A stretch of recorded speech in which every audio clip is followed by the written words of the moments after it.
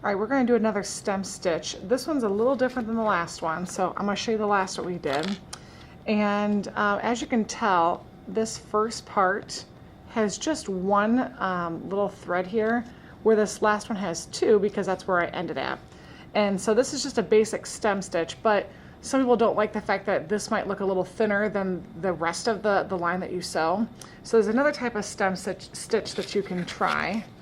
Okay, it's very similar to what we were doing before. Okay, we're going to come up on the one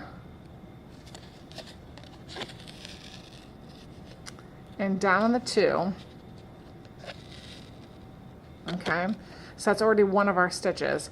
But now we're going to go back to the first stitch and come back up.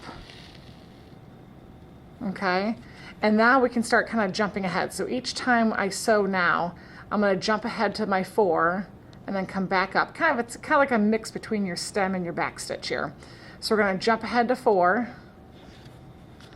Okay, keep your loop down because we're still going to go ahead just like your other basic stem stitch. Oops, sorry. We're going to go ahead and come back up in the middle between 1 and 4 here, which is our 2.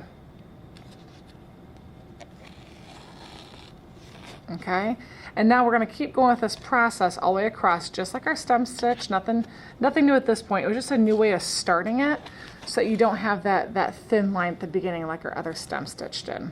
So from where 6 is, I'm going to jump ahead to 8 and then come back up in the middle between 4 and 8 here.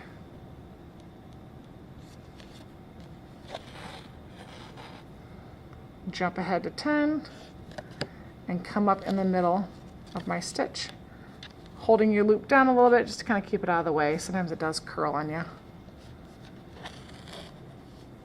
Jump ahead to 12. Oops, I didn't keep that loose, sorry. And then go ahead and find your middle stitch again, which is at 10. Now when I end, I'm going to go back down through 12. So now at this point in time, this is obviously very similar to what you just did with the other stem stitch, but now, as you can tell, it has an even thickness going all the way across because each one of my spaces has 2 threads that I did. Unlike this one we did first, it has a thin one at the beginning and the rest of them are a little thicker because they each have 2 threads. So same type of stitch, just a different way of kind of starting it. Okay, so there's your basic stem stitch. This one is what most people use is the one without the thin lines at the beginning. It's just a different way to start it.